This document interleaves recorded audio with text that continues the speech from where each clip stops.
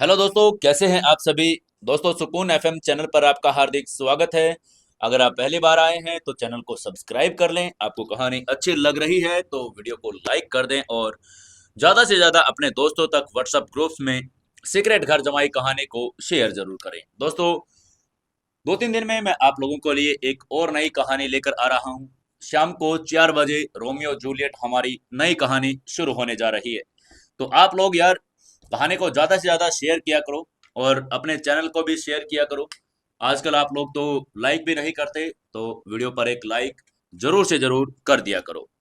आज हम सुनेंगे एपिसोड नंबर 112। चलिए शुरू करते हैं कहानी सीक्रेट घर जमाई एपिसोड नंबर 112। समर ग्रोसरी का सामान लेने के लिए बाहर गया था, लेकिन जब उसने देखा कि सामने सर्जिना के स्टोर पर उसका देवर उसी के स्टोर को तोड़ रहा था। वो पैसे के लिए वहां पर आया था, लेकिन जैसे ही समर ने देखा उसे रुका नहीं गया और उसने चिल्लाकर कहा, बस करो। फवाद ने किसी के चिल्लाने की आवाज सुनी तो उसकी भौहें तन गई। उसने सिर उठाया और देखा कि एक युवक उसे रुकने के लिए कह रहा है। उसने उसे पहचान लिया था। यह वही युवक था जिसने पिछली बार उसकी पिटाई की थी। हालांकि इस बार वो समर से नहीं डरने वाला था, क्योंकि वो लाखों डॉलर हार चुका था और आज जो गैंगस्टर आए थे वो कसिनो से आए थे और उनका एकमात्र उद्देश्य सर्जिना से उसके पैसे लेना था। फवाद जानता था कि उसके पास उसकी भाभी का पैसा होगा तो वो सुरक्षित रहेगा, अगर नहीं तो कसिनो वाले उसे जिंदा नहीं छोड़ेंगे। फवाद ने आंखों में ठंडक भरी नजरों के साथ कहा, अरे बच्चे, मैं तुमसे कोई बदला नहीं लेना चाहता। मैंने तुम्हें माफ किया, फिर तुम यहाँ खुद मरने के लिए क्यों आ रहे हो। सर्जिना ने भी समर को पहचान लिया था। उस युवक से जो उसे वाइन खरीदने आया था, पहली नजर में ही उसकी अच्छी छवि बन गई थी। दूसरों से सुनने के बाद उसे पता चला कि उसका नाम समर है। सर्जिना चिंतित थी कि उसने समर से कहा, समर, तुम यहाँ से चले जाओ। तुम्हें इस समय पढ़ने की कोई जरूरत नहीं। ये सभी कसिनो के गैंगस्टर हैं। वो बेचारी भी समर को मुसीबत में नहीं डालना चाहती थी, लेकिन समर ने हाथ हिलाते हुए कहा, चिंता मत करो। तुमने पिछली बार 2 बोतल वाइन गिफ्ट की थी, इसलिए मैं आज इन बदमाशों को तुम्हारे लिए सबक सिखाऊंगा। फवाद के बगल में एक गैंगस्टर खड़ा था। उसके चेहरे पर एक लंबा निशान था जो उसे और भी डरावना बना रहा था। यह गिरोह का सरगना और कसिनो का प्रभारी व्यक्ति था। दागदार चेहरे वाले गैंगस्टर ने हंसी के साथ धमकी देते हुए कहा, अरे बच्चे, हम इंदौर के पिंगन कसिनो से हैं। अगर तुम इसे अपना बनाना चाहते हो तो हमें देखना होगा कि तुम्हारे पास क्या है। गैंगस्टर अपने आदमियों को यहाँ सिर्फ पैसे के लिए ला रहा था। उन्होंने उस कन्वीनियंस स्टोर को तबाह कर दिया क्योंकि सर्जिना ने उन्हें पैसे देने से इनकार कर दिया।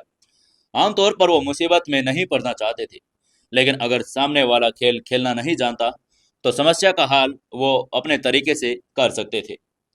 तभी समर हंसा। उसे जख्मी चेहरे वाले गैंगस्टर पर तरस आ रहा था। इंदौर में सारी अंडरवर्ल्ड ताकतें उसी की ही थी।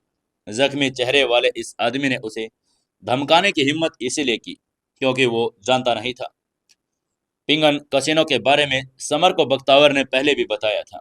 ये कई लोगों को जुआ खेलने की एक बहुत जानी मानी जगह थी। समर पहले तो हिंसा से ही हल निकालना चाहता था, लेकिन अगर उसने ऐसा किया तो कुछ दिनों बाद वापस आकर सर्जिना को परेशान कर सकते थे। बेहतर होगा कि वो अपने अंडरवर्ल्ड कनेक्शंस का इस्तेमाल करे। समर ने जख्मी चेहरे वाले आदमी की तरफ देखा और पूछा, क्या तुम बख्तावर को जानते हो। वो जानता था कि अगर उसने कहा कि वो गॉडफादर समर है तो शायद वो उसको नहीं पहचान पाएगा, क्योंकि वो उसे कभी नहीं मिला था। उस आदमी ने हाँ में सिर हिलाते हुए कहा, बख्तावर भाई, हाँ हाँ, मैं उन्हें जानता हूँ। वो इंदौर के बॉस हैं। मैंने एक बार उनका भाषण सुना था। वो मेरे आइडियल हैं। जख्मी चेहरे वाला आदमी बख्तावर के बारे में बात करते हुए सम्मान दिखा रहा था। जख्मी चेहरे वाले आदमी का प्रशंसा भरा चेहरा देखकर समर समझ नहीं पा रहा था कि वो क्या प्रतिक्रिया दे। उसे उम्मीद नहीं थी कि बख्तावर के भी फैन होंगे। वो बस डरे हुए चेहरे वाले गैंगस्टर को निराश नहीं करना चाहता था। हालांकि सर्जिना की खातिर उसे सच बताना पड़ा। इस बार उसे निराश करना पड़ा। समर ने सर्जिना को संभालते हुए उस गैंगस्टर से कहा, बख्तावर मेरा सबऑर्डिनेट है। मुझ पर एक एहसान करो और सर्जिना को अकेला छोड़ दो, और भविष्य में कन्वींस स्टोर को परेशान मत करना। उसकी बात सुनकर जख्मी चेहरे वाले आदमी पहले तो कुछ देर के लिए चुप रहे, फिर गुस्सा हो गए। ये कैसे हो सकता था। बख्तावर इंदौर का बोझ था और उसका आइडियल था। उसे बहुत गुस्सा आ रहा था कि यहाँ खड़े उस युवक ने बख्तावर की इंसल्ट कर दी। उसने गुस्से से समर को घूर कर कहा, बच्चे, तुम्हारी हिम्मत कैसे हुई ये कहने की बख्तावर भाई तुम्हारा सबऑर्डिनेट है? मुझे आज तुम्हें सबक सिखाना ही होगा। जख्मी आदमी का चेहरा गंभीर हो गया था। समर ने आंखें घुमाई, समझ नहीं पा रहा था कि क्या कहे। जब वो सच बोल रहा था तो किसी को उस पर विश्वास नहीं हो रहा था, और यह देखकर कि जख्मी चेहरे वाला आदमी बख्तावर की कितनी इज्जत कर रहा है, समर अपनी कल्पना को तोड़ना भी नहीं चाहता था। समर ने उसे समझाते हुए कहा, वेट, मुझे बख्तावर को फोन करने दो, अब वही तुमसे बात करेगा। समर ने अपना सेलफोन निकाला और बख्तावर को फोन करना शुरू कर दिया। तभी जख्मी चेहरे वाले आदमी ने क्रूरता से कहा, बच्चे, अगर बख्तावर भाई ने फोन नहीं उठाया तो मैं तुम्हारी टांगे तोड़ दूंगा। लेकिन जैसे ही समर ने फोन मिलाया, दूसरी तरफ से बख्तावर ने फोन उठाया और आदरपूर्वक कहा, गॉडफादर समर, बताइए क्या हुक्म है? समर ने फोन पर बात करते हुए कहा, बख्तावर, मैं कुछ गैंगस्टर्स के एक लीडर के साथ हूँ। वो पिंगन कैसीनो का मैनेजर भी है। मैंने उसे कहा कि तुम मेरे सबऑर्डिनेट हो और उसने मेरी बात पर विश्वास नहीं किया। तुम उससे बात करो। फिर समर के जख्मी चेहरे वाले को उसने फोन दिया और कहा, लो, बख्तावर तुमसे बात करना चाहता है। जख्मी चेहरे वाले आदमी ने शख्स से फोन उठाया और उसे एक जाने पहचानी आवाज सुनी। तुम पिंगन कसिनो वाले जसपाल बोल रहे हो ना? मैंने तुम्हें पिछली बार भी कहा था और देखा था कि गॉडफादर समर है, समझे? वो इंदौर अंडरवर्ल्ड के किंग है और मैं उनका सब ऑर्डिनेट हूँ। जो वो चाहें कर सकते हैं। तुम समझ रहे हो ना? जसपाल ने अविश्वास से अपना मुंह खोला और उसकी आंखें आश्चर्य से भर गई। उसने दूसरों से किंवदंती सुनी थी। वो ये थी कि पूर्वी सागर नगर के असली किंग गॉडफादर समर थे। उसे विश्वास ही नहीं हो रहा था कि वो इंदौर के गॉडफादर के साथ ऐसे मिल लेगा। जसपाल तुरंत घुटनों के बल बैठ गया और बोला, गॉडफादर समर, मुझे माफ कर दीजिए, मैंने आपको पहचाना नहीं। प्लीज, प्लीज, मैंने आपको नाराज कर दिया, प्लीज, सॉरी। समर ने बात खत्म करने के बाद वो तुरंत जसपाल ने झुककर प्रणाम किया। सभी गैंगस्टर ये देखकर डर गए थे कि उनका लीडर घुटनों के बल झुककर प्रणाम कर रहा है। उन्होंने सुना कि आदमी गॉडफादर समर है। वो भी घुटनों के बल बैठ गए और जोर से चिल्लाए, गॉडफादर समर, प्लीज हमें माफ कर दीजिए। ये सभी गैंगस्टर कसिनो पर नजर रख रहे थे। हालांकि उन्होंने समर को पहले आज तक देखा नहीं था, लेकिन उन्होंने इंदौर के देवता के बारे में सुना जरूर था और वो इंदौर का सबसे ताकतवर आदमी था। जैसे जसपाल घुटनों के बल बैठा, समर ने उसे रोकते हुए कहा, जसपाल, घुटने मत टोको, खड़े हो जाओ। बस आगे से इस कन्वीनियंस स्टोर को कभी परेशान मत करना, समझे? रही बात इस बदमाश फवाद के बारे में, तो उसे सबक सिखाने के लिए मैं तुम पर भरोसा कर रहा हूँ। तुम उसको अपने हिसाब से सबक सिखा सकते हो। जसपाल ने तभी सिर हिलाते हुए सम्मान भरी आवाज में कहा, जी गॉडफादर समर। ये कहते हुए जसपाल खड़ा हो गया और फवाद की तरफ चल पड़ा। उसने उसे उठाकर जमीन पर पटक दिया। फवाद जमीन पर गिर पड़ा और बुरी तरह से चीखने लगा, लेकिन जसपाल उसे आसानी से जाने नहीं देना चाहता था। इस आदमी की वजह से जसपाल ने खुद गॉडफादर समर को लगभग नाराज कर दिया था। जसपाल ने सोचा कि उसे इसकी कीमत तो चुकानी पड़ेगी। जसपाल ने अपना पैर बढ़ाया और फवाद को एक जोरदार किक मारी और उसकी पसलियां तोड़ दी। वहीं उधर सर्जिना ने अपनी आंखों में आंसू पोंछे और कृतज्ञता से समर की तरफ देखकर कहा, थैंक यू समर। वो बस एक कमजोर औरत थी। उसके पति एक कार दुर्घटना में मर गए थे और उसके पास अब कन्वीनियंस स्टोर ही था। लेकिन समर ने हाथ हिलाते हुए कहा, चिंता मत करो, आगे से तुम्हें कोई भी परेशान नहीं करेगा। मुझे अब जाना होगा। ये कहते वो जाने के लिए तैयार हो गया। उसने ये ग्रोसरी शॉपिंग भी करनी थी। कियारा और अन्य लोग अभी भी विला के अंदर उसका इंतजार कर रहे थे। लेकिन जब वो जाने लगा, तभी सर्जिना ने समर को आवाज देते हुए कहा, एक मिनट रुकिए। ये कहते हुए सर्जिना अपने कन्वीनियंस स्टोर में गई और वाइन की 2 बोतलें निकाल ले आई। उसने वाइन की बोतल समर को दे दी और मदद करने के लिए शुक्रिया अदा किया। वाइन की इन 2 बोतलों की कीमत कुछ हजार रुपए थी। समर के लिए रकम कुछ भी नहीं थी, लेकिन सर्जिना के लिए छोटी रकम नहीं थी। समर उसे कुछ पैसे भी देना चाहता था, लेकिन सर्जिना ने मना कर दिया। उसकी ये दरियादिली देखकर समर का दिल भी भर गया। उसने मन ही मन में सोचा, ये औरत बुरी नहीं है, पिछली बार भी इसने मुझे वाइन की बोतल दी और इस बार ये फिर मुझे महंगी वाइन की 2 बोतलें दे रही है। समर भले ही पागल और इतना ताकतवर था और उसने क्रोकोडाइल किंग को एक ही पंच में मार डाला, फिर भी वो दयालु और चिंता करने वाला इंसान था। समर वाइन की बोतलें पास की ग्रोसरी स्टोर पर लेकर चला गया और जहां उसने कुछ सब्जियां खरीदी, फिर वो विला में लौट आया। उसने ऊपर देखा तो पायल लिविंग रूम में सोफे पर बैठी थी और उसके बगल में कियारा बैठी हुई थी। दूसरी तरफ एलिस और मिस्टी भी थी। ये चारों लड़कियां किसी तरह फिर से मिल गई थी। उनको देखते ही समर ने मन ही मन कहा, अरे पायल यहाँ क्या कर रही है। समर ये देखकर हैरान रह गया था, क्योंकि उसे पता चला कि पायल का पेट और भी बढ़ गया है। वो इस बात से डर रहा था कि अगर कियारा को उसकी प्रेगनेंसी के बारे में पता चल गया तो वो उसको मार ही डालेगी। कियारा के अलावा सिर्फ एल ही उसके घर वापस आने के बारे में जानती थी। समर के मन में ये विचार आते ही उसने एलिस की तरफ देखा। उसकी आंखें अपने ऊपर देखते ही एलिस भी शर्मा गई और नीचे देखने लगी। जाहिर था कि उसी ने पायल को समर के वापस इंदौर पहुंचने की खबर दे दी थी। तभी पायल ने हंसते हुए कहा, समर, मैं यहाँ डिनर करने के लिए आई हूँ, क्या तुम्हें कोई आपत्ति तो नहीं है ना। ये कहते हुए वो खड़ी हो गई। समर बेचारा क्या कहता। अब जब वो पहले यहाँ आ ही गई थी तो वो उसे बाहर तो नहीं निकाल सकता था, इसलिए उसने सिर हिलाकर बस इतना ही कहा, हाँ हाँ जरूर, मैं जाकर कुछ खाने के लिए बनाता हूँ। कियारा पायल से बात कर रही थी, समर को गुस्से से देख रही थी। समर उसकी घूरती निगाहों को बर्दाश्त नहीं कर पा रहा था। इन 4 औरतों में से कियारा और उसकी पत्नी थी, पायल और एलिस उसकी साइड गर्लफ्रेंड। यहाँ तक कि मिष्टी को भी उसको प्यार करती थी। वो खुद अजीब सिचुएशन को समझ नहीं पा रही थी। समर उन सभी से बचने के लिए जल्दी से किचन में चला गया, लेकिन लिविंग रूम में मौजूद लड़कियां कहाँ शांत बैठने वाली थी। उनमें आपस में कंपटीशन शुरू हो गया। ये चारों लड़कियां 2 टीमों में बट गई। कियारा और मिष्टी एक टीम में, पायल और एलिस दूसरी टीम में। सब एक दूसरे को घूर रही थी। पायल ने मुस्कुराते हुए कहा, मिस कियारा, मैं अभी आपके घर आई हूँ, क्या आप अपने मेहमान को चाय भी नहीं पिलाएंगी। मुझे लगता है आपको चाय कप में सर्व करनी चाहिए। उसकी बात सुनकर कियारा नाराज हो गई। वहीं पायल को उसका नाराज चेहरा देखकर बहुत खुशी भी हो रही थी। कियारा ने आंखें घुमाई और कहा, अगर आपको चाय चाहिए तो आप खुद ही पी लीजिए। पायल के बारे में उसकी कोई अच्छी राय नहीं थी। कियारा और समर की जल्द ही शादी होने वाली थी, फिर भी पायल उनके घर पर बार बार आ जाती थी। क्या करने की कोशिश कर रही थी वो, ऐसा लग रहा था जैसे पायल दिखावा कर रही थी कि वो एक चालाक लोमड़ी थी और कियारा इससे खुश नहीं थी।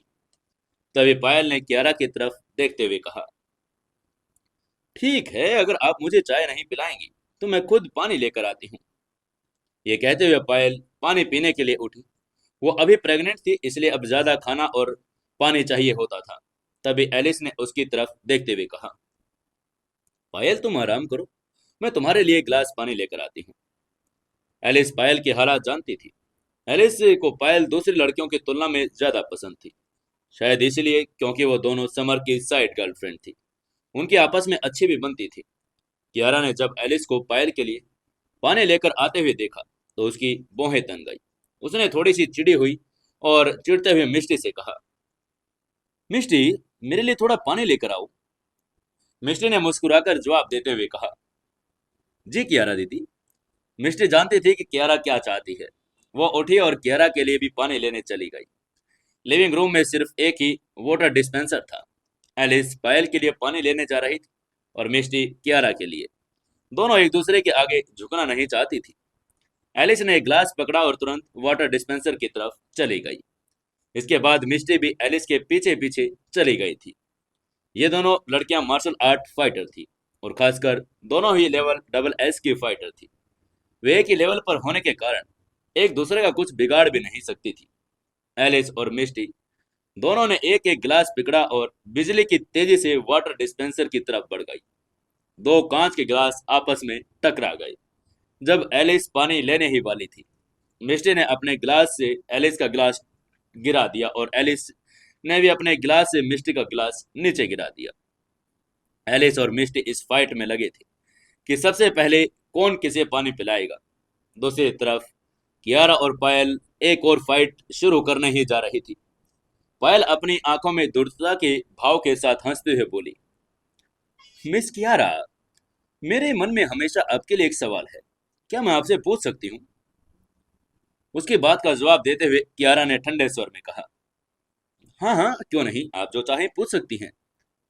पायल को देखकर वो मजबूत आभा बिखेर रही थी। पायल एक सामान्य व्यक्ति नहीं थी और वो कियारा की मजबूत आभा से डरने वाली भी नहीं थी।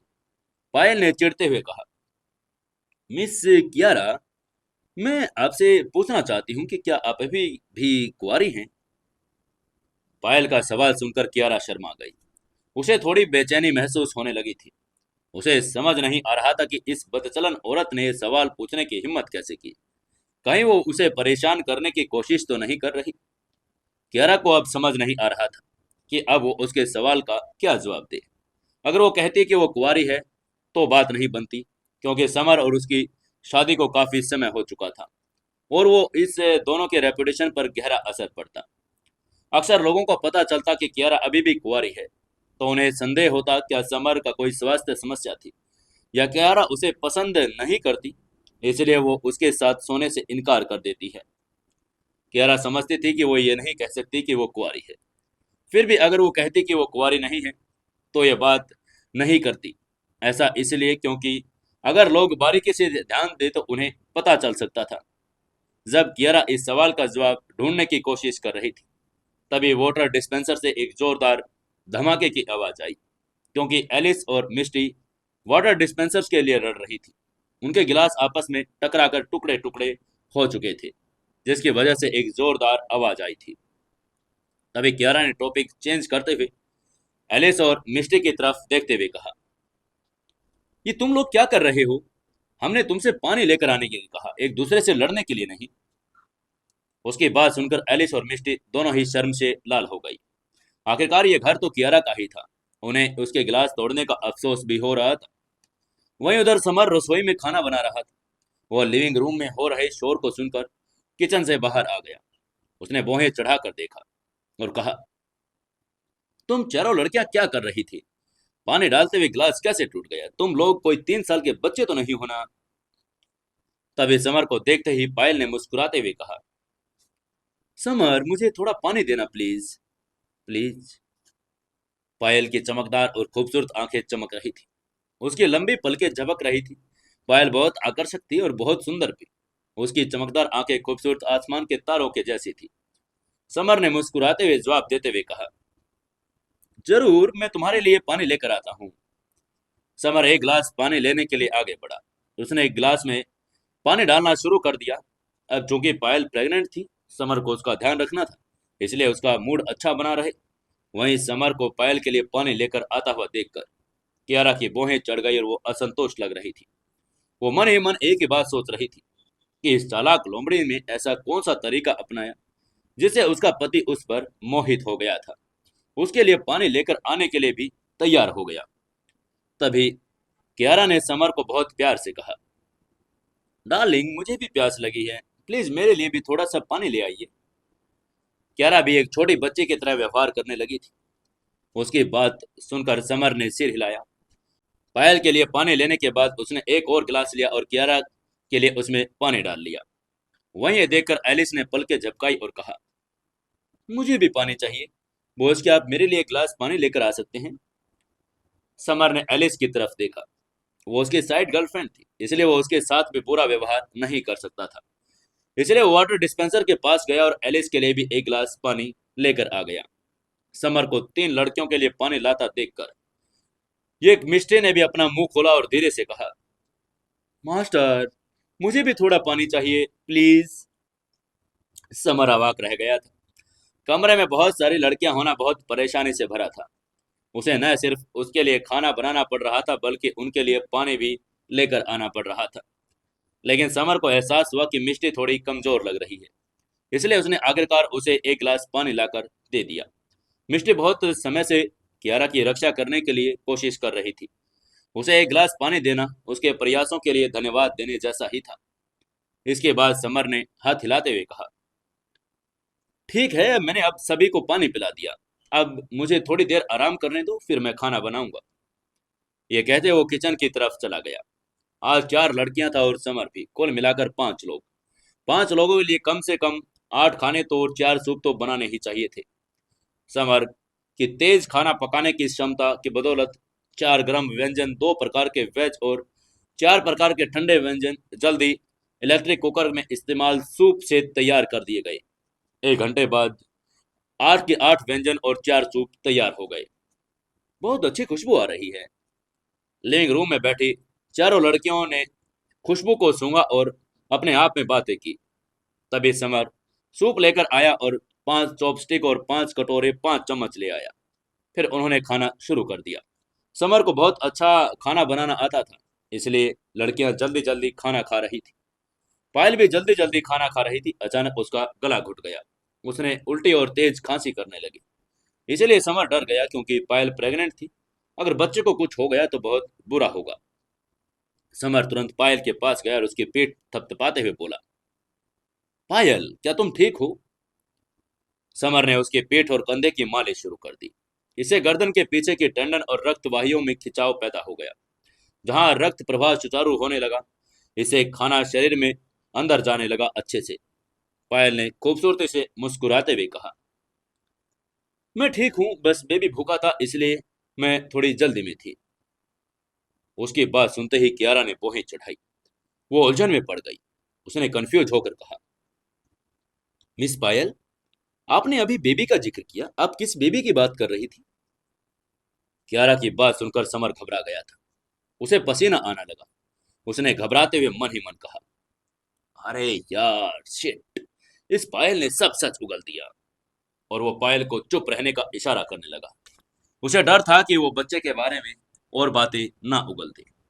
समर सोच भी नहीं सकता था, अगर कियारा को पता चल गया कि उसका और पायल का बच्चा है तो वो क्या करेगी।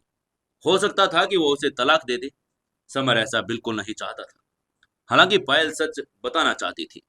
लेकिन जब समर का घबराया हुआ चेहरा देखा, पायल घबराहट के मारे उसे भी बहुत पसीना आने लगा था।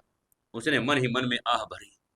वो समझ गई थी कि समर अभी भी कियारा की भावनाओं की बहुत परवाह करता है, वरना वो इतना घबराता नहीं। इसलिए पायल ने मुस्कुराते हुए बहाना बनाते हुए कहा, मिस कियारा, मुझे लगता है आपने कुछ गलत सुन लिया।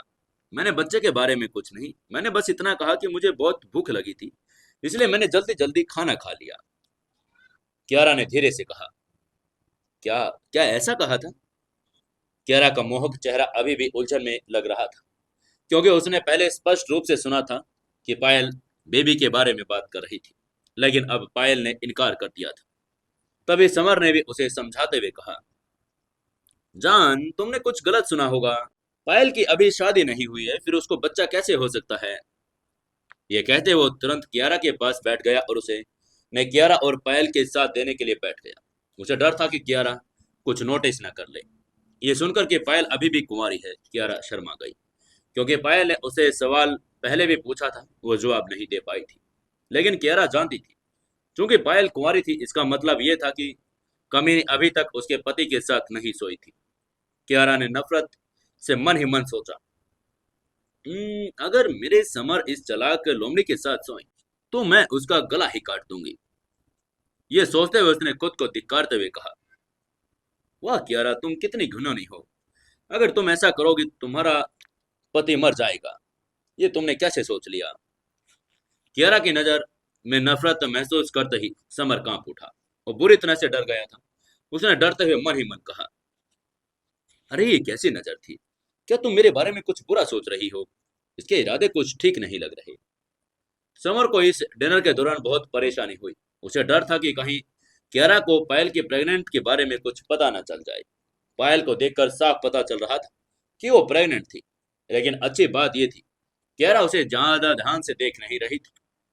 डिनर के बाद पायल ने सोचा कि वो रुककर कुछ बातचीत करे, लेकिन समर चाहता था कि वो तुरंत वहां से चली जाए। उसने खुद उसे बाहर भेज दिया और एलिस को उसे घर जाने के लिए कहा। पायल के जाने के बाद कियारा ने भौहें चढ़ाकर समर से पूछा, डार्लिंग, क्या आप मुझसे कुछ छिपा रहे हैं?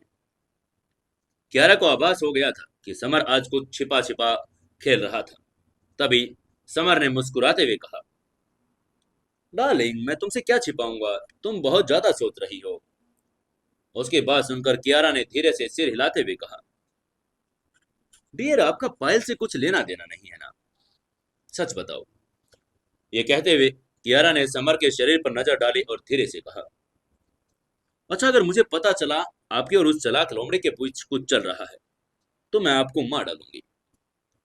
समर ने उसकी बात सुनकर डरते हुए सिर हिलाते हुए कहा, नहीं नहीं, बिल्कुल भी नहीं, ऐसा कुछ नहीं है। समर रोना चाहता था। उसे लग रहा था कि अगर कियारा को पायल के प्रेग्नेंट होने का सच पता चल गया तो वो खुद ही आत्महत्या कर लेगा। समर ने एक लड़के को खुश करने के लिए अपने सभी तरीकों का इस्तेमाल किया। कियारा को खुश करने के लिए बहुत स्वीट स्वीट बातें भी की ताकि उसे किसी चीज का शक न हो। एक लड़के को खुश करना किसी किंग लेवल के फाइटर से फाइट करने से भी ज्यादा मुश्किल था। समर बहुत थक गया था। अगर उसे दोबारा मौका मिलता तो इतनी लड़कियों के चक्कर में पड़ता ही नहीं। कियारा को विश्वास दिलाने के लिए समर ने उससे कहा, डार्लिंग आओ, मैं तुम्हें बिस्तर ले चलता हूँ। ये कहते हुए समर मुस्कुराया और कियारा को अपनी बाहों में उठाकर दूसरे मंजिल पर स्थित बेडरूम में ले गया। क्योंकि उसने कियारा भी भावुक थी, क्योंकि कुछ समय से उसने समर को नहीं देखा था। उसने समर को गले लगाया और किस करने लगी। शायद पायल की वजह से कियारा आज रात इतनी बोल्ड हो गई थी। आखिरी स्टेप को छोड़कर बाकी सभी मूव्स ऐसे थे जैसे समर को बहुत आराम मिल रहा था। समर ने कियारा को तब तक जाने नहीं दिया जब तक वो कमजोर और पसीने से तरबतर नहीं हो गई। उसके बाद उसने रजाई से ढक लिया और फिर नीचे बेडरूम में चला गया। जैसे वो पहली मंजिल वाले कमरे में आया, समर का फोन बजने लगा। उसने कंफ्यूज होते हुए मन ही मन सोचा, अरे अब इतनी रात को कौन फोन कर रहा है यार। लेकिन जब समर ने फोन निकाला तो देखा उसके चेहरे के भाव अचानक बदल गए। ऐसा इसलिए था क्योंकि कॉल ग्रीन ड्रैगन दानव किंग का था। उसने तुरंत कॉल अटेंड किया और कहा, हाँ ग्रीन ड्रैगन दानव किंग, बोलिए, क्या आपको कॉन्करर बैज के बारे में कुछ पता चला? इससे पहले समर ने लायन दानव किंग और ग्रीन ड्रैगन दानव किंग को जापान जाने और कॉन्करर बैज की जानकारी जांच करने के लिए कहा था, क्योंकि कॉन्करर बैज को जापान के एक निंजा सेक्ट ने छीन लिया था। अब जब ग्रीन ड्रैगन दानव किंग ने फोन किया तो समर यही पूछना चाहता था। ग्रीन ड्रैगन दानव किंग ने उसकी बात का जवाब देते हुए कहा, यंग मास्टर, जापान के निंजा कॉन्करर बैज से 10 दानव किंगों को बुलाना चाहते हैं, इसलिए वो इंडिया आया था। हमने उसे ढूंढ भी लिया था, लेकिन निंजा इतना पावरफुल था कि उसने लायन दानव किंग को हरा दिया और उसे किडनैप कर लिया। मैं वहां से भाग निकला ताकि मैं आपको बुला सकूं। ग्रीन ड्रैगन की आवाज कमजोर लग रही थी। वो घायल भी था। उसकी बात सुनकर समर के चेहरे के भाव बदल गए। वो हैरान हो गया था। उसे लायन दानव किंग की ताकत का अंदाजा था। वो लेवल ट्रिपल एस पर उससे भी कहीं ज्यादा ताकतवर फाइटर था। उसे आम लोगों को ऐसे हरा नहीं सकते थे। समर हैरान था क्योंकि सिर्फ एंशियंट मार्शल आर्ट ही लायन दानव किंग को आसानी से पकड़ सकता था। समर ने ग्रीन ड्रैगन से पूछा, ग्रीन, आप इस समय कहाँ हैं? मैं आपसे मिलने के लिए आ रहा हूँ। ग्रीन ड्रैगन दानव किंग ने उसकी बात का जवाब देते हुए कहा, यंग मास्टर, मैं अब मुंबई के गोरेगांव फिल्म सिटी में हूँ। जापान के निंजा भी मेरे पीछे यहाँ आ गए हैं। उसकी बात सुनकर समर ने चिंतित होते हुए कहा, एक काम कीजिए, आप जल्दी से एक जगह ढूंढिए और फिल्म सिटी में कहीं छिप जाइए। मैं अभी मुंबई के लिए निकल रहा हूँ और मुंबई पहुंचकर मैं आपसे मिलता हूँ। समर ने कहकर फोन रख दिया और ऐसा लग रहा था कि वो बहुत जल्दी में था। कॉन्करर बैज समर के पापा थर्ड मास्टर नरेंद्र भारद्वाज ने उन्हें दिया था और ये 10 दानव किंगों को बुला सकता था। इसलिए समर को उस कॉन्करर बैज को प्राप्त करना ही था। फोन रखने के बाद समर लिविंग रूम में गया। उसने देखा कि मिस्टी अभी भी लिविंग रूम में बैठी थी। उसने मिस्टी के पास जाते हुए कहा, मिस्टी, तुम घर पर ही रहना और कियारा का ध्यान रखना। कल जब वो उठे तो उसे कहना कि मुझे कुछ काम था, इसलिए मैं अभी इंदौर से बाहर जा रहा हूँ। मिस्टी ने सम्मान से कहा, जी मास्टर, आप चिंता न कीजिए, मैं संभाल लूंगी। मिस्टर को पूरी बात समझाने के बाद समर अब और इंतजार नहीं कर पाया। तुरंत घर से बाहर निकला और वो कियारा की BMW में मुंबई की तरफ निकल पड़ा। वो टैक्सी ढूंढने की कोशिश कर रहा था, लेकिन देखा बहुत देर हो चुकी थी। आधी रात हो चुकी थी। इंदौर की सड़कें बहुत शांत थी और समर बहुत कम गाड़ियां चला रहा था, इसलिए समर की सबसे तेज गाड़ी चला रहा था। इंदौर मुंबई से काफी दूर, लगभग 600 किलोमीटर था। समर जल्दी में था। उसे डर था कि कहीं ग्रीन ड्रैगन दानव की को कुछ हो न जाए। उसने गाड़ी की रफ्तार 200 किलोमीटर प्रति घंटा की बढ़ा दी। गाड़ी बिजली की गति से तेजी से बढ़ रही थी। मुंबई इंडिया के 4 बड़े शहरों में से एक था। यहाँ दिल्ली जितना ही शक्तिशाली था और इसके अलावा मुंबई के प्राचीन मार्शल आर्ट फाइटरों के कई परिवार छिपे हुए थे। कुछ पुराने जमाने के परिवार भी यहाँ रहते थे। फिल्म सिटी न केवल मुंबई की सबसे बड़ी फिल्म सिटी थी, बल्कि इंडिया की भी सबसे बड़ी फिल्म सिटी है, और ये लगभग 2000 एकड़ में फैली हुई थी। उसी समय लगभग 10 निंजा काले कपड़े पहने, एक काली सूती पट्टी पर निंज शब्द लिखे हुए फिल्म सिटी में खोजबीन कर रहे थे। वो हाथ में लंबे लंबे निंजा चाकू भी रखे हुए थे। लीडर निंजा लगभग 7 फीट लंबा था और बहुत ताकतवर था। वो बड़ा और लंबा तो था ही, साथ में बहुत लचीला भी था।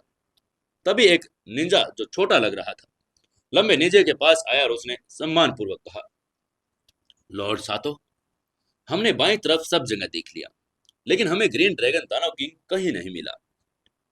लंबे कद वाले इस निंजा का नाम सातो था और वह एक वरिष्ठ निंजा था। वह निंजाओं को नेता था। सातो ने भयानक मुस्कान के साथ कहा, ग्रीन ड्रैगन दानव किंग जरूर फिल्म सिटी में होगा, इसलिए हम आगे जाकर तलाशी जरूर करेंगे। उसने हाथ हिलाया और आगे की तरफ चल पड़ा, लेकिन कुछ 100 मीटर चलने के बाद सातो रुक गया, क्योंकि उनके सामने जाने के लिए कोई सड़क नहीं थी, सिर्फ एक विशाल झील थी। अब सुबह के 3 बज रहे थे। फिल्म सिटी बिल्कुल शांत थी और इसलिए झील भी शांत थी। चारों तरफ झील का पानी था। तभी दुबले पतले निंजा ने कंफ्यूज होते हुए कहा, लॉर्ड सातो, आगे कोई सड़क नहीं। हो सकता है ग्रीन ड्रैगन दानव किंग जादू जानता हो और वो गायब हो गया हो। उन्होंने ग्रीन ड्रैगन दानव किंग को फिल्म सिटी की तरफ भागते हुए देखा था, इसलिए ही वो उस तरफ दौड़े थे, लेकिन उन्हें समझ नहीं आ रहा था कि अचानक गायब कैसे हो गया। जापान में एक बहुत गुप्त सेक्ट था। उनके पास गुप्त शक्तियां भी थी और सबसे क्षमता उनकी अदृश्य होना, लोगों को मारना था। वहीं सातो स्थिर खड़ा रहा। उसने अपनी आंखें बंद कर ली और अपने आसपास की हवा की हलचल को महसूस करने लगा। उसने खुद को ग्रीन ड्रैगन दानव किंग की जगह पर रखकर सोचा, अगर वो ग्रीन ड्रैगन दानव किंग होता तो वो किस तरफ भागता और कहां छिपता। कुछ देर बाद वो मुस्कुराया। उसके चेहरे पर ठंडी मुस्कान आ गई। उसने अचानक अपनी आंखें खोली और सामने झील की तरफ देखा। उसे झील के नीचे कुछ हलचल सी महसूस हुई। हालांकि हलचल बहुत हल्की थी। अगर कोई ध्यान से देखता तो उसे नहीं पता चलता। सातों ने मुस्कुराकर शांति से कहा, ग्रीन ड्रैगन दानव किंग झील के नीचे छिपा हुआ है। उसकी बात सुनकर सभी निंजा हैरान हो गए थे। उनकी आंखें अविश्वास से भर गई थी। झील लगभग 100 एकड़ में फैली थी और विशाल और गहरी थी। सर्दी का मौसम था। झील का पानी बहुत ठंडा था। ग्रीन ड्रैगन दानव किंग एक जिंदा इंसान था, तो वो ऐसे नीचे कैसे छिप सकता था। सातों ने अपने बगल में खड़े निंजा की अभिव्यक्ति को देखा और धीरे से कहा, तो तुम्हें विश्वास नहीं हो रहा कि ग्रीन ड्रैगन दानव किंग झील के नीचे है? ऐसा लग रहा था कि वो उस पर विश्वास नहीं कर रहे थे। उनके बगल में खड़े दुबले पतले निंजा ने तुरंत कहा, नहीं नहीं, हमें आप पर पूरा भरोसा है। लॉर्ड सातो, आप एक हाई लेवल निंजा हैं, इसलिए आपने जो कहा वो बिल्कुल सच ही होगा। वो इतना बहादुर नहीं था अपने बगल में खड़े निंजा महाराष्ट्र मास्टर को नाराज कर दे। हालांकि इस दुबले पतले निंजा ने कहा कि वो इस बात पर विश्वास करता है, मगर मन ही मन उसको भरोसा नहीं था। सातों ने अपनी सैक तलवार निकाली, जो लगभग 1 मीटर लंबी और 4 उंगली चौड़ी थी। यह एक उदास चमक के साथ काले रंग की एनर्जी छोड़ रही थी। सातों ने झील की तरफ मुंह करके जोर से वार किया, जिससे झील का पानी तुरंत 2 भागों में बट गया। तभी उन्हें पता चला झील के नीचे एक अधेड़ उम्र का आदमी छिपा हुआ है। इस आदमी की घनी और काली भौहें, पीली त्वचा थी। उसकी छाती पर ग्रीन ड्रैगन का टैटू भी था। यह ग्रीन ड्रैगन दानव किंग ही था। झील फटी हुई थी। तेज तलवार उसकी तरफ वार कर रही थी और ये देखकर ग्रीन ड्रैगन दानव किंग के चेहरे के भाव बदल गए। उसने अपने शरीर को बाईं तरफ घुमाकर तलवार से बचने की कोशिश की, लेकिन तलवार इतनी तेज थी, ग्रीन ड्रैगन दानव किंग पानी के नीचे था और उसने अपनी तरफ पानी आया वो उससे बच नहीं पाया। तलवार के वार से ग्रीन ड्रैगन दानव किंग के शरीर पर गहरा घाव हो गया था। वो उठा और झील के किनारे पर कूद गया। खांसते हुए बहुत सारा खून उसके मुंह से निकला। एक सीनियर निंजा के रूप में सातो बहुत पावरफुल था। उसने केवल एक ही तलवार का इस्तेमाल करके ग्रीन ड्रैगन दानव किंग को घायल कर दिया। सातो ने कमांड स्थिति पर कब्जा कर लिया और घृणा के साथ कहा, ग्रीन ड्रैगन दानव किंग, सरेंडर कर दो, नहीं तो मरने के लिए तैयार हो जाओ। नहीं नहीं, मैं कभी सरेंडर नहीं करूंगा, क्योंकि मैं सिर्फ थर्ड मास्टर नरेंद्र भारद्वाज और यंग मास्टर समर के आगे झुकता हूँ। तुम जापान से कोई अजनबी हो, तुम्हें आगे मैं सरेंडर बिल्कुल नहीं करूंगा।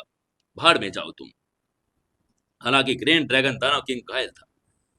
उसकी बात सुनकर सातों ने ठंडे स्वर में कहा, तो फिर ठीक है, मैं तुम्हारे हाथ पैर तोड़ दूंगा, फिर तुम्हें लेबोरेटरी में डाल दूंगा, देखूंगा तब तुम कितना गुस्सा करते हो। उसकी बात सुनते ही ग्रीन ड्रैगन दानव किंग कांप उठा। हालांकि उसे किसी चीज से डर नहीं था। वो इस बात का डर नहीं था कि उसके हाथ पैर तोड़ देगा, लेकिन उसे लेबोरेटरी में डालना बहुत डरावना लग रहा था। जापान में कुछ लोग रहते थे, उन्हें इंसानों को बोतलों में डालकर उन पर प्रयोग करने का शौक था। बस इसके बारे में सोचकर उसका खून जम जाता था। सातों ने हाथ हिलाते हुए कहा, वो पहले से घायल था, उसके हाथ पैर काट दो, उसे लेबोरेटरी में ले जाओ। ये कहते हुए उसने अपने निंजा को ग्रीन ड्रैगन दानव किंग को पकड़ने के लिए भेज दिया। लगभग 10 निंजा क्रूरता से ग्रीन ड्रैगन दानव किंग की ओर बढ़ गए। वे उस अधेड़ उम्र के आदमी को जिंदा पकड़ना चाहते थे।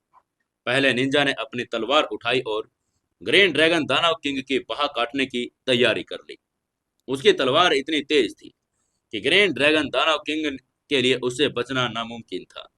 वो बस चुपचाप खड़ा अपनी और आती हुई लंबी तलवार को ही देख सकता था।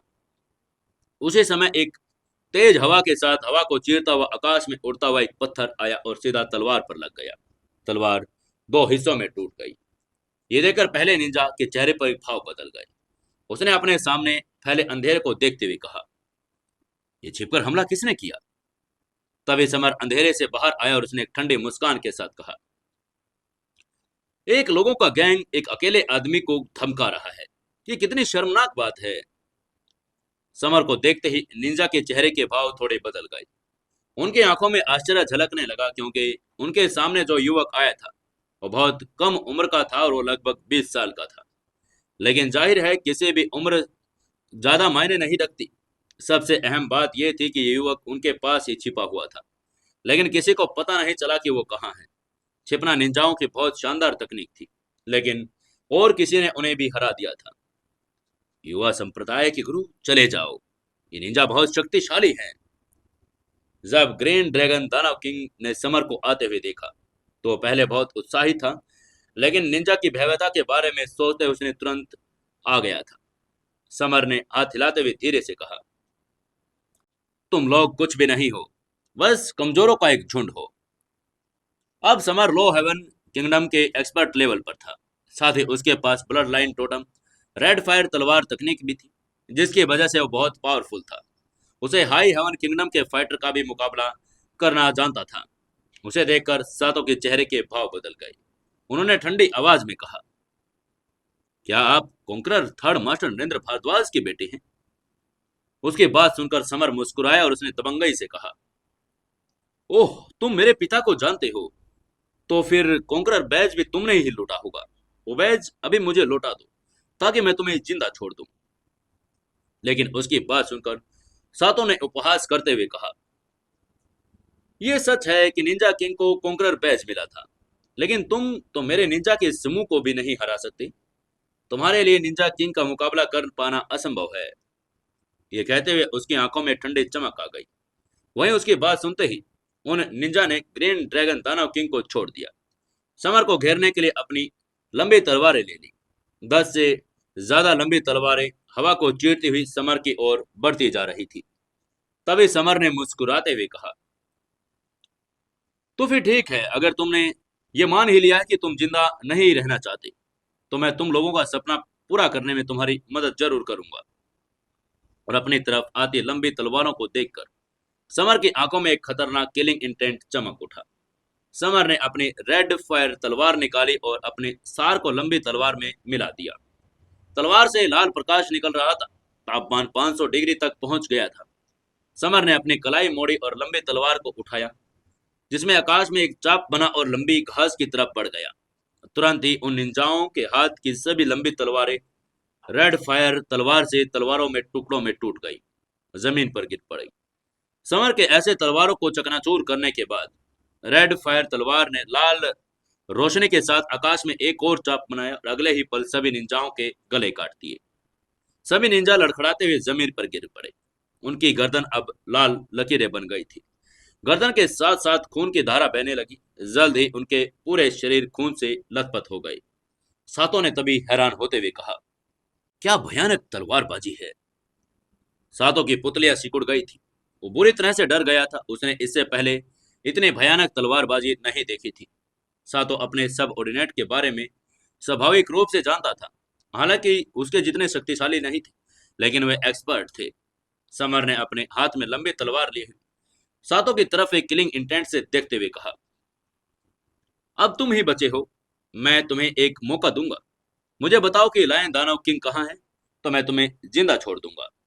सातों ने कहा, आप पावरफुल हैं, लेकिन जापान के लोग कभी सरेंडर नहीं करते, बल्कि सम्मान के साथ मरना पसंद करते हैं। यह कहकर सातों ने अपनी लंबी तलवार लहराई। फिर उसने हवा को चीरते हुए समर के शरीर पर वार कर दिया। ये नफरत भरे उस नौजवान को मार डालना चाहता था। वहीं अपनी तरफ आते हुए लंबी तलवार को देखकर समर शांत भाव से मुस्कुराया। सातों का लो हेवन किंगडम के लेवल का एक्सपर्ट स्टेज पर ही था। समर के सम्मान लेवल पर था, लेकिन उसकी तकनीक समर से कहीं अधिक खराब थी। सातों की निंजा और तलवार की तकनीकों पर पकड़ तो बेहतरीन थी, लेकिन समर की तलवार की तकनीक की तुलना में काफी पीछे थी, क्योंकि समर की तकनीक उसे तलवार किंग ने सिखाई थी। समर ने अपनी कलाई को हॉरिजॉन्टली उठाया और अपने हाथ से रेड फायर तलवार के बवंडर से वार किया और उसने सातों की लंबी तलवार को सीधे दो भागों में काट दिया। वहीं अपनी तलवार को ऐसे टूटता देखकर सातों के चेहरे के भाव बदल गए। उसकी आंखों में आश्चर्य झलक रहा था। उसकी लंबी तलवार बड़ी दो साधारण टुकड़ों में टूट गई थी। वह मौत के निंजा की तलवारों से बिल्कुल अलग थी। उसे निंजा किंग ने खुद कीमती खजानों और पत्थरों से बनाया था। उसे हाई हेवन किंगडम लेवल के मार्शल आर्ट फाइटर के हमले से भी नहीं टूटना चाहिए था। इसीलिए उसे समझ नहीं आ रहा था कि वह तलवार इतनी आसानी से कैसे टूट गई। समर की रेड फायर तलवार ने सातों की लंबी तलवार को काट दिया। सातों की टूटी बाह को उसने ढक लिया और बुरी तरह से चिल्लाते हुए कहा, ओह मेरी बाह। वो पहले ही दूसरों को सताता था, लेकिन अब उल्टा हो रहा था और इतना पावरफुल इंसान उसके सामने आ गया था। सातों की आंखें भय से भर गई थी। उसे अभी लग रहा था कि वो समर जितना पावरफुल है, लेकिन समर ने एक ही बार में उसकी भुजा और लंबी तलवार काट दी। उसे तो जवाबी हमला करने का मौका भी नहीं मिला। समर ने ठंडी आवाज में कहा, मुझे अभी बताओ कि लायन दानव किंग कहाँ है, नहीं तो मैं तुम्हें टुकड़ों में काट दूंगा। उसकी बात सुनकर सातों के चेहरे पर डर आ गया था। उसने इस सजा के बारे में स्वाभाविक रूप से सुना था। यह भारत की सबसे कठोर सजा थी और इसमें किसी व्यक्ति के शरीर को मांस को तब तक टुकड़े टुकड़े करके काटा जाता जब तक वो तड़प तड़प कर मर न जाए। सातों हताश हुआ और डरा हुआ था। वो जानता था कि वो अपने सामने खड़े युवक को कभी भी नहीं हरा पाएगा। वो युवक जो कह रहा था वो उसे उसकी बात मान लेनी चाहिए। लेकिन फिर भी सातों ने दुखी होकर मुस्कुराते हुए कहा, मैं तुम्हें कभी नहीं बताऊंगा कि लायन दानव किंग कहाँ है। देख लेना, निंजा किंग तुमसे मेरा बदला लेने जरूर आएगा। ये कहते हुए उसने अपने दांतों के अंदर छिपे जहर को चबा लिया। सातों के मुंह से काला खून बहने लगा। उसका चेहरा शरीर काला पड़ने लगा। उसका पूरा शरीर कांपने लगा और पल भर में उसकी सांसें थम गई। सातों को मरता हुआ देखकर समर क्रोधित हो गया। उसने गुस्से से चिल्लाते हुए कहा, डैम, उसने खुद को मार लिया। समर ने सोचा भी नहीं था कि निंजा इतना पागल होगा। वे उसे जानकारी देने के बजाय सुसाइड करना पसंद करेंगे। समर को लग रहा था कि वो निंजा से लायन दानव किंग के बारे में कुछ जानकारी निकाल सकता था, लेकिन अब ये असंभव हो गया था। इसके बाद समर ने ग्रीन ड्रैगन दानव किंग को तरफ देखते हुए कहा, ग्रीन ड्रैगन दानव किंग, क्या आप ठीक हैं? यह कहते हुए समर उसकी तरफ आगे बढ़ा। ग्रीन ड्रैगन दानव किंग ने सिर हिलाते हुए कहा, यंग मास्टर, हालांकि मैं ठीक हूँ। हालांकि ग्रीन ड्रैगन दानव किंग ठीक तो था, लेकिन उसके मुंह से खून बह रहा था। सातों की लंबी तलवार से उसे चोट लगी थी। अंदर के अंग भी डैमेज हो गए थे। समर ने ग्रीन ड्रैगन दानव किंग को जमीन पर बैठने का इशारा किया और कहा, बातें करना बंद कीजिए, मैं आपका इलाज कर रहा हूँ। यह कहते हुए उसने अब उसे नीचे बिठाया और उसका इलाज शुरू कर दिया।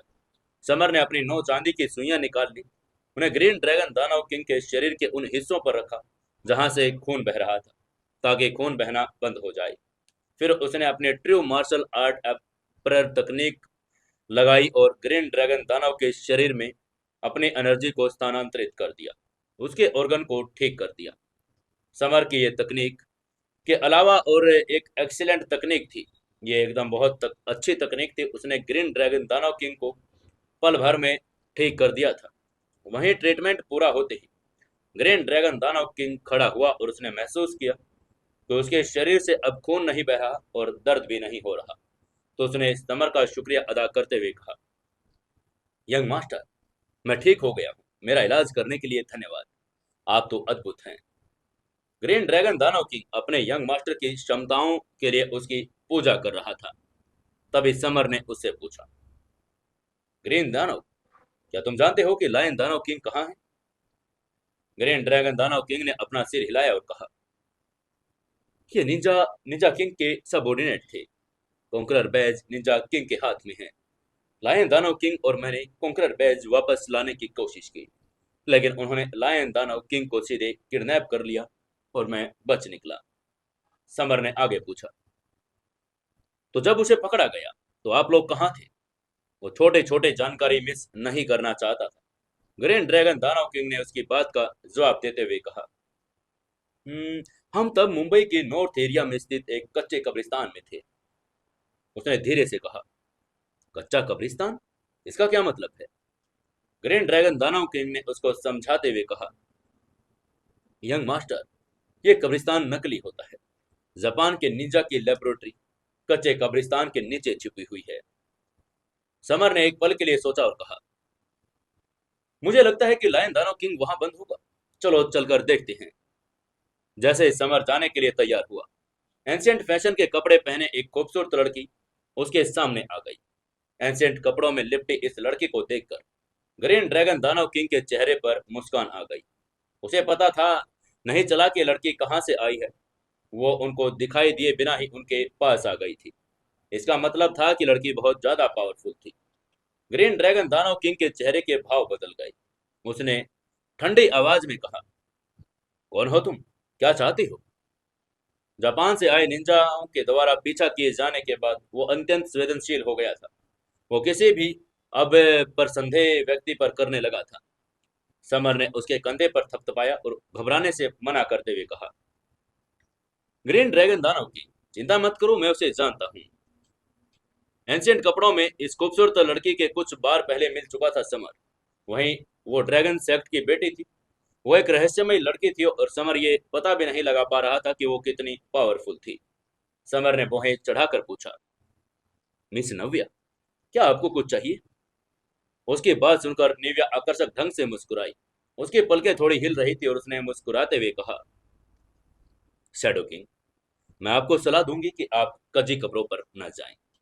उसकी बात सुनकर समर ने कंफ्यूज होते हुए कहा, मिस नव्या, आप ऐसा क्यों कह रही हैं? नव्या ने उसकी बात का जवाब देते हुए कहा, कच्ची कब्रें जापान के निंजा किंग की एरिया है। Ninja king high heaven kingdom level का एक्सपर्ट का फाइटर है। आप उसे हरा नहीं पाएंगे। अगर आप गए तो आप मारे भी जा सकते हैं। समर ने मुस्कुराते हुए कहा, आपकी सलाह के लिए धन्यवाद मिस निव्या, लेकिन उन्होंने लायन दानव किंग को किडनैप कर लिया है, इसलिए मुझे उसे बचाने के लिए जाना ही पड़ेगा। और ये कहते वो वहां जाने के लिए तैयार हो गया। तभी निव्या ने अपनी भौहें चढ़ाते हुए कहा, शैडो किंग, क्या समझे नहीं कि मैंने क्या कहा? निंजा किंग एक हाई हेवन लेवल का फाइटर है, आप उसे नहीं हरा पाएंगे। आप ड्रैगन सेक्ट में शामिल होने के लिए सहमत हो तो मैं आपके लिए निंजा किंग को मार डालूंगी। उसकी बात सुनकर समर अवाक रह गया। आखिरकार ड्रैगन सेक्ट की बेटी अभी भी उसे अपने साथ आने के लिए मनाने की कोशिश कर रही थी, लेकिन समर ने मुस्कुराते हुए मना करते हुए कहा, मिस निव्या, आपकी दयालुता के लिए धन्यवाद, लेकिन मुझे अभी ड्रैगन सेक्ट में कोई इंटरेस्ट नहीं। इसके बाद उसने ग्रीन ड्रैगन दानव किंग की तरफ देखते हुए कहा, चलो चलते हैं। ग्रीन ड्रैगन दानव किंग के साथ फिल्म सिटी से वो बाहर निकला और मुंबई की कच्ची कब्रों की तरफ चला गया। समर को जाता हुआ देखकर निव्या ने अपना सिर झटकते हुए कहा, शैडो किंग, आपको बाद में पछतावा जरूर होगा। ड्रैगन सेक्ट की बेटी होने के नाते निव्या इंडिया और विदेशों में एक्टिव सभी पावर्स के बारे में सब कुछ जानती थी। निंजा किंग एक हाई हेवन किंगडम लेवल का मास्टर था और कच्ची कब्रों का किंग था। अनाम कच्ची कब्रें मुंबई के नॉर्थ में फिल्म सिटी से लगभग 23 मील दूर थी। वहां लगभग 100 कब्रें थी, सभी गुमनाम। चूंकि ये गुमनाम लोगों की कब्रें थी, इसलिए यहाँ कोई भी आता जाता नहीं था। बाकी इस समय से ये जगह वीरान पड़ी थी। वहां की घास पर 1 मीटर से ऊंची भी हो गई थी। इस जगह को वीरान बनाने वाली असली वजह यहाँ भूतों का बसेरा था। कहा जाता था कि हर दिन आधी रात के बाद इन गुमनाम कब्रों में भूतों के चीखने चिल्लाने की आवाजें आती थी। कुछ लोग जो इस गुमनाम कब्रों में खो भी जाते थे, दूसरे दिन रहस्यमय तरीकों से मरे हुए पाए जाते थे। उनकी मौत का कारण क्या था, अभी तक आज तक किसी को पता भी नहीं चला था। कब्रों में भूतों के होने की कहानी और इस स्थान के रहस्यमय और डरावने किस्सों के कारण बहुत से लोग यहाँ आने का साहस भी नहीं कर पाते थे, जिनके कारण ये स्थान वीरान हो गया था। बिल्कुल बर्बाद हो चुकी थी ये जगह। सुबह के 4 बज गए थे। समर अपने बीएमडब्ल्यू में ग्रीन ड्रैगन दानव किंग के साथ कच्चे कब्रों तक पहुंच गया था। उन्होंने गाड़ी को कुछ दूर पर पार्क कर दिया और फिर वो आगे आगे पैदल बढ़ने लगे। ग्रीन ड्रैगन दानव किंग ने संदिग्ध रूप से चारों तरफ देखते हुए कहा, यंग मास्टर, ये जगह तो बहुत अजीब है, हमें सावधान रहना चाहिए। वो समर को सतर्क कर रहा था, लेकिन समर के मन में सिर्फ लायन दानव किंग को बचाने की उम्मीद थी। अब क्या करेगा समर? क्या समर लायन दानव किंग को बचा पाएगा? क्या निंजा टेक्निक उन्हें ऐसे आसानी से जीतने देंगे? जानने के लिए जुड़े रहिए दोस्तों अपने चैनल सुकून एफएम के साथ। दोस्तों, सुकून एफएम चैनल को ज्यादा से ज्यादा सब्सक्राइब करें, वीडियो को लाइक कर दें, कहानी को अपने दोस्तों तक व्हाट्सएप ग्रुप्स में भेजें और एक प्यारा सा कमेंट करके हमें जरूर बताएं कि आपको कहानी कैसी लग रही है।